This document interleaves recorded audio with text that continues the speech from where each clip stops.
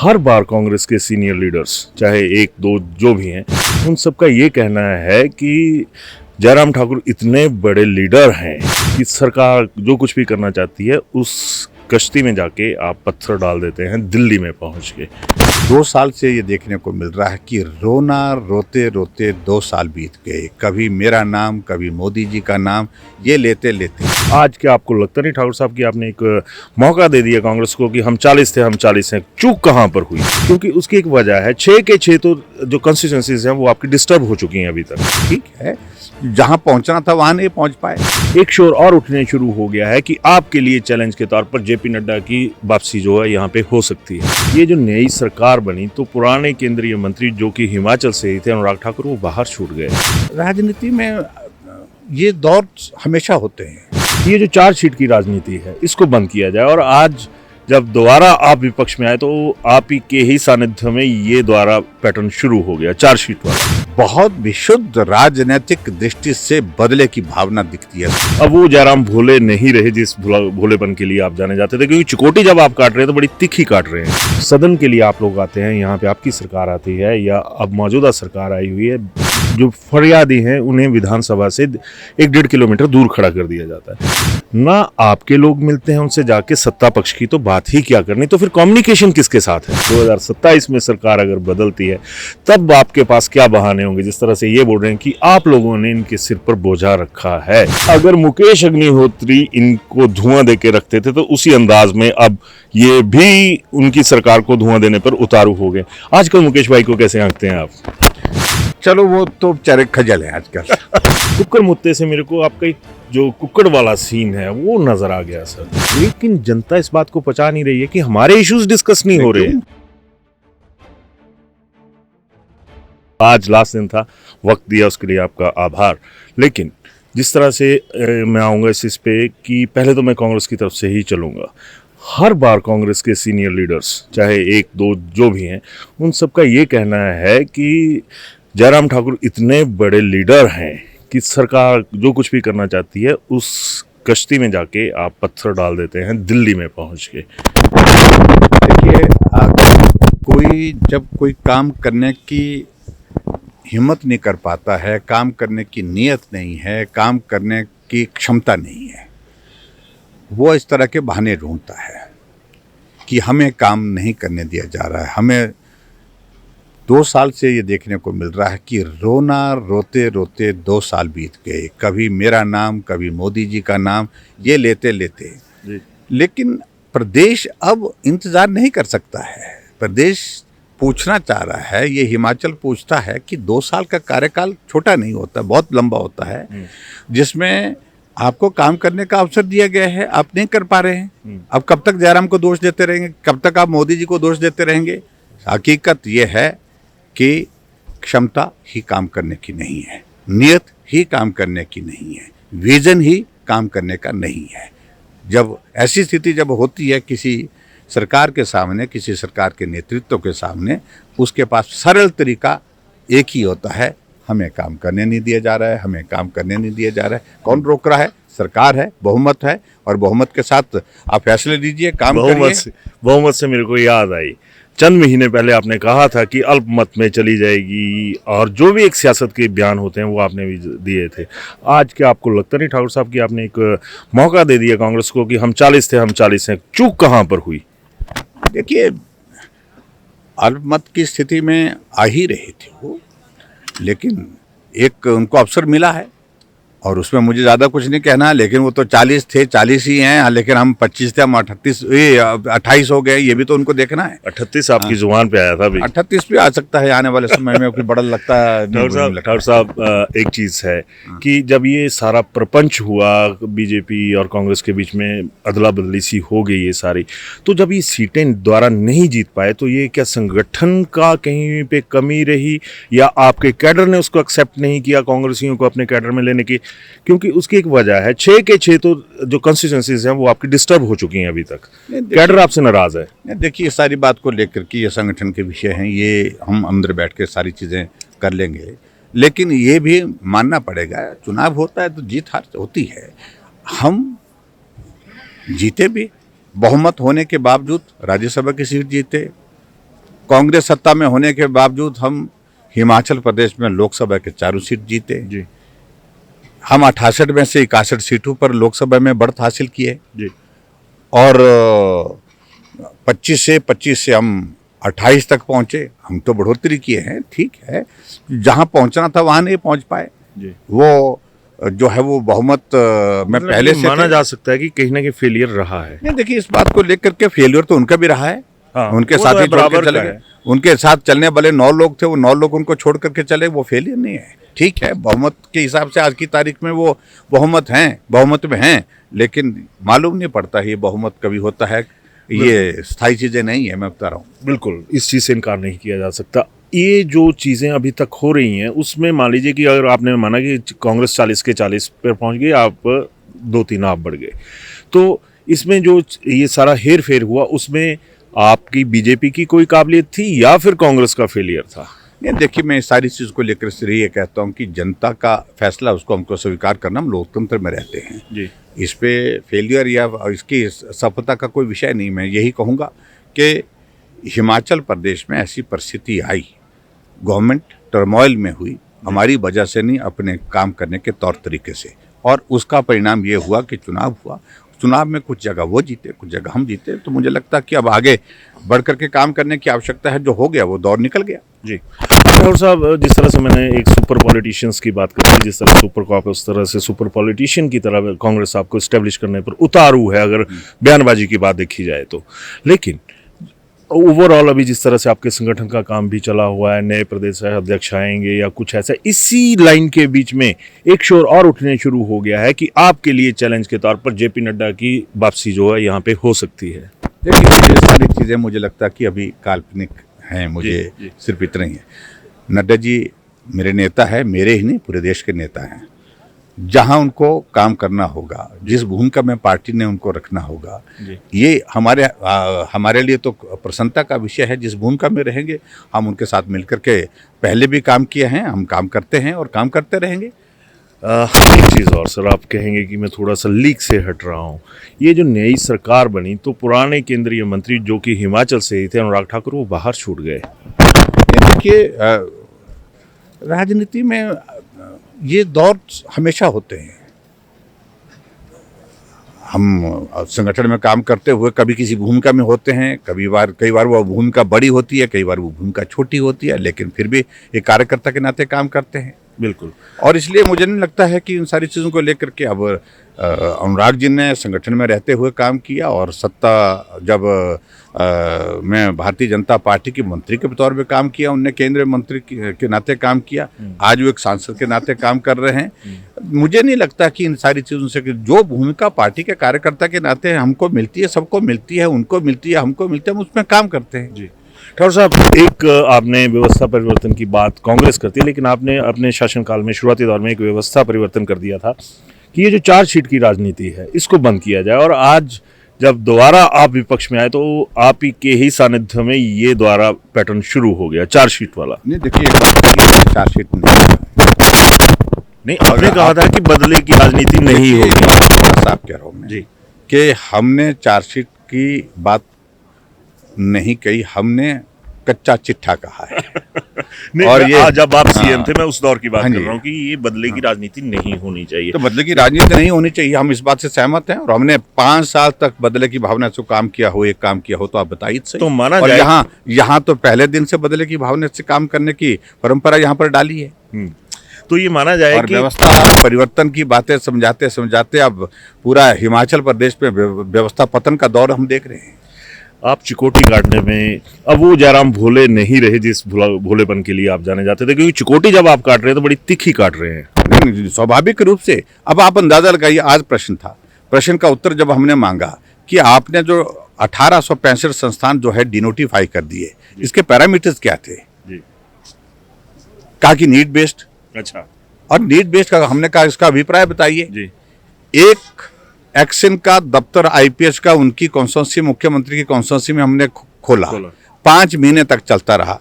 5 महीने के बाद जो है वहां पर सरकार में परिवर्तन होता है, आते ही उनको डिनोटिफाई कर दिया, और उसके बाद 4 महीने के बाद फिर उसी जगह पर आईपीएस का वो डिवीजन जो है खोल दिया। इसका मतलब क्या है? इसमें पिक एंड चूज नजर आ रहा है ठाकुर साहब आपको?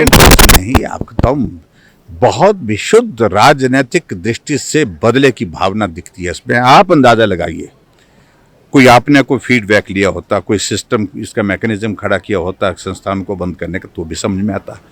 11 दिसंबर को शपथ लेते हैं मुख्यमंत्री, मंत्रिमंडल का गठन हुआ नहीं, मुख्यमंत्री और उप मुख्यमंत्री बैठ करके 12 तारीख को फैसला करते हैं हिमाचल प्रदेश में 1 अप्रैल 2022 से खुले हुए सारे संस्थानों को डिनोटिफाई कर दिया।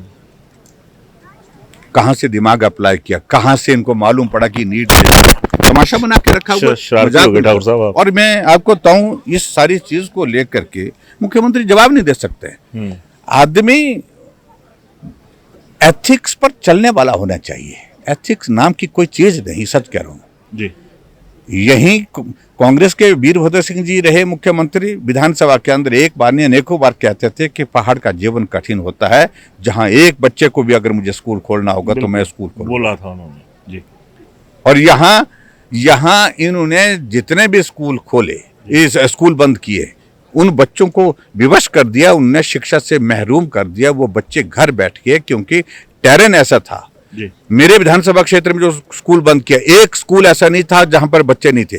10 बच्चे, 12 बच्चे, 8 बच्चे, 15 बच्चे ऐसे बच्चे थे, लेकिन बंद किया। उसके बावजूद भी सब कुछ के प्रमाण आगे बंद कर दिया। चलिए, अब उनको मालूम नहीं है कि एक स्कूल के, प्राइमरी स्कूल के बच्चे को 4 किलोमीटर पहाड़ी रास्ते पर, कच्चे रास्ते पर चलना हो तो कितनी कठिनाई का सामना करना पड़ता है। पीठ पर स्कूल बैग साथ में है, आप उसकी कल्पना कर सकते हैं?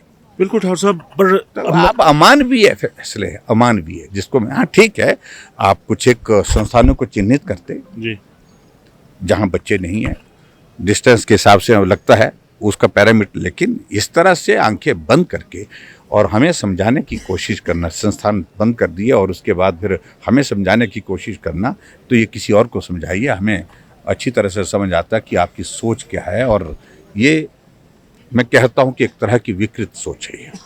बहुत करो, बदलना, बंद करना और बदले की भावना से करना, ये किसी भी जनप्रतिनिधि को शोभा नहीं देता है। बिल्कुल, इस बात पे बवाल भी उठे, सवाल भी उठे, लेकिन व्यवस्था जस की तस चल रही है। आपने व्यवस्था पतन का नाम दिया, बाकी चीज़ों का नाम दिया।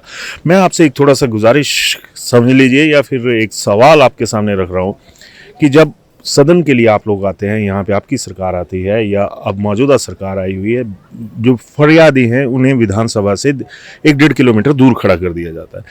ना आपके लोग मिलते हैं उनसे जाके, सत्ता पक्ष की तो बात ही क्या करनी, तो फिर कम्युनिकेशन किसके साथ है? देखिए, इनको किसी चीज़ से ना लेना देना नहीं है, ना लोगों की समस्याओं से लेना देना है, ना इनको हिमाचल के विकास से कोई लेना देना है।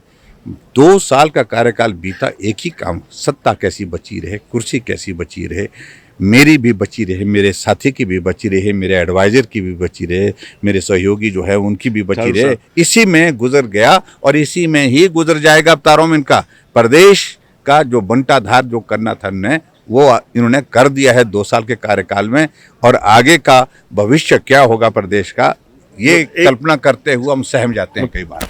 कैसा लग रहा है आपको 2027 तक अगर आप सरकार को नहीं बदल पाए, 2027 में सरकार अगर बदलती है, तब आपके पास क्या बहाने होंगे? जिस तरह से ये बोल रहे हैं कि आप लोगों ने इनके सिर पर बोझा रखा है लोन का, तो बोझ तो ऐसा क्या कि कांग्रेस हमको नो ड्यू सर्टिफिकेट दे करके गई थी हिमाचल प्रदेश में कि जयराम जी आप आए हैं, ना कोई लेना है रह गया है, ना देना रह गया है। ठाकुर साहब सच में बड़े चुगलबाजी और बड़े प्यार से चुकोटी काटने वाली जो एक पर्सनैलिटी है। 50,000 करोड़ रुपए का ऋण छोड़ करके गए थे, 49,000 करोड़ का। मैं यहाँ पे एक बात जोड़ना चाहूंगा कि अगर मुकेश अग्निहोत्री इनको धुआं देके रखते थे, तो उसी अंदाज में अब ये भी उनकी सरकार को धुआं देने पर उतारू हो गए। आजकल मुकेश भाई को कैसे आंकते हैं आप? चलो, वो तो बेचारे खजल है आजकल। मैं समझता हूँ कि शायद ही उनने कल्पना की थी ऐसा भी वक्त आएगा जब उनको बैठना तो वहां पड़ेगा, लेकिन बैठा वहां पर जा नहीं रहा है, मन उनका जो है कहीं और है। तन कहीं और है। ऐसी भाजपा में तो परिस्थिति नहीं है ना मन? नहीं, वो बहुत विकट मतलब मानसिक तनाव के दौर में से गुजर रहे हैं। चलिए, वो ऐसी कोई किसी के साथ घटना नहीं घटनी चाहिए, वो पारिवारिक दृष्टि से हम संवेदना व्यक्त उसी करते चीज का हैं। तो लेकिन राजनीतिक दृष्टि से जो घटना घटी है उनके साथ, वो मुझे लगता है कि और ज्यादा पीड़ादायक है। बिल्कुल। अब ये नया एक फरमान आप लोगों के सामने जारी हुए, दो, एक राधा स्वामी ट्रस्ट को जमीन वाला, और दूसरा जो एम्प्लॉयज का था कि उनकी सीनियरिटी काउंट नहीं होगी। यहाँ पर बीजेपी एक तरह से क्लियर मत में सामने नहीं आ पाई, और खबर बाहर ये फैल रही है कि सरकार ने ये कहा कि बीजेपी ने खुले दिल से राधा स्वामियों को जमीन देने का स्वागत नहीं किया। वोट बैंक की राजनीति या फिर कुछ और? मैंने बड़ी स्पष्ट बात कही विधानसभा के अंदर। संस्था के प्रति हमारा सम्मान है, आदर है, श्रद्धा है, सेवा के कार्य करते हैं, और उनका एक योगदान उस दृष्टि से हिमाचल प्रदेश में क्या पूरे देश भर में है। लेकिन उसके बावजूद जो भी चीज़ होनी है वो कानून की परिधि में होनी है। कानून की परिधि के साथ साथ में हमारे सामने जब इस तरह का फैसला लेने का विषय आता है तो सीधी सी बात है, प्रदेश सर्वोपरि, प्रदेश हित सर्वोपरि, वो विषय मुझे लगता है सोचने का है। और इस तरह से कल कांग्रेस की ओर से वो बिल लाया गया, हमने उसका विरोध नहीं किया, लेकिन हमने इतना जरूर कहा कि इसके लिए कुछ और रास्ते तलाशने की कोशिश करो, मदद भी हो, और मदद होने के साथ साथ में प्रदेश हित भी उसमें जो है वो भी जो है वो सुरक्षित रहे। बिल्कुल, लगातार सवाल उठते हैं, बावजूद उसके कि एक क्लियर मत कोई भी नहीं दे पा रहा है इस मुद्दे पे। फिर डर किस चीज का है? अब वही चीज आ जाए सर, बागान कितने लंबे समय से वो थे, अब जो चाय बागानों की बिक्री है वो भी शुरू हो जाएगी। कि इस आड़ में उनको जो मदद होनी है उसका विरोध नहीं कर रहे हैं, लेकिन इस आड़ में जो कई लोगों की मदद करने की सरकार की जो मंशा है उसका हम विरोध करेंगे, डट करके करेंगे। ऐसे संस्थाएं चैरिटी के नाम से जो है कुकर मुत्ते की तरह यहाँ पर खड़ी हुई हैं, जमीनें उनने लेके रखी हैं, और इस आड़ में वो जमीनें बेचने की शुरुआत करेंगे तो हम डट करके विरोध करेंगे। लेकिन राधा स्वामी सत्संग के लिए वन टाइम रिलैक्सेशन देने की बात आती है तो वो एक समझ में हमारी अच्छी तरह से है, उसका विरोध हमने नहीं किया। लास्ट सवाल सर, चलते चलते ज़्यादा वक्त नहीं लूँगा। कुक्कड़ मुत्ते से मेरे को आपका जो कुक्कड़ वाला सीन है वो नज़र आ गया सर, क्योंकि उसमें जो भाजपा का विरोध करने का तरीका था वो ठीक है, अलग से था, लेकिन जनता इस बात को पचा नहीं रही है कि हमारे इश्यूज डिस्कस नहीं हो रहे हैं। जनता के इश्यू में भ्रष्टाचार का मुद्दा 2 दिन सदन के अंदर में चर्चा किया, जवाब मांगा, जवाब नहीं मिला सरकार की ओर से। जो दोषी है उनके खिलाफ कार्रवाई की मांग की, कार्रवाई करने की तो बात छोड़िए, उन पर पर्दा डालने की कोशिश कर रही है सरकार। अब इस बात को लेकर क्या वो प्रदेश हित का मुद्दा नहीं है? हमने हिमाचल प्रदेश के उन बेरोजगारों की आवाज को बुलंद किया, जिन बेरोजगारों के लिए हमने पिछले कल बात कही कि ये जो गेस्ट टीचर की जो एक नई पॉलिसी लाने की जो शुरुआत हुई है, ये हमारे बेरोजगारों के हितों के खिलाफ है, इसका हम विरोध करते हैं। और कहाँ कांग्रेस ने कहा था 5 लाख नौकरी देने की बात, और हिमाचल प्रदेश में इन्होंने 1.5 लाख के लगभग नौकरियां समाप्त कर दी, जो 2 साल से खाली पड़े पद है, उन सारे मुद्दों को लेकर के बात की है। पर ठाकुर साहब, मैं यहाँ पर एक चीज है कि जब इन्होंने सिस्टम को आके रोका था कांग्रेस ने और भंग कर दी थी सारी व्यवस्था, तो ये चीजें भी तो साबित हुई है ना कि आपके टाइम में पेपर लीक हुए हैं, पेपर बिके हैं। जिस आदमी ने गलत किया है वो जेल की सलाखों के पीछे है, कार्रवाई की है। अगर पेपर लीक हुआ तो जेल की सलाखों के पीछे, लेकिन इसकी सजा उन नौजवानों को नहीं मिलनी चाहिए जो नौकरी लेने के लिए अपने बलबूते, अपने दम पर जो है क्षमता और योग्यता के आधार पर जो आगे बढ़ करके उस नौकरी को हासिल करना चाहते हैं। बिल्कुल, पिछले 2 वर्षों से आपने देखा कि स्टाफ सिलेक्शन कमीशन अभी तक फंक्शन क्यों नहीं? क्या जवाब है इसका? पर कहा का 2 महीने में हम शुरू कर देंगे, 3 महीने में शुरू कर दिए, 2 साल बीत गए, और ये एक तरीका इन्होंने निकाला। आप कब तक भाजपा को दोष देते रहेंगे, कांग्रेस के नेता? सीधी सी बात है कि आप बताइए कि 2 साल के कार्यकाल में आपने उन नौजवानों के भविष्य को तबाह नहीं किया, जिन बच्चों की उम्र निकल गई, जो अब अप्लाई नहीं कर सकते हैं, सरकारी नौकरी हासिल नहीं कर सकते हैं। वन टाइम रिलैक्सेशन जो बोलते हैं, तो वन टाइम रिलैक्सेशन की बात कह रहे हैं, लेकिन मुझे नहीं लगता है कि वो मिलने की संभावना लग रही है। So nice of you sir, sir आपने टाइम दिया ठाकुर साहब।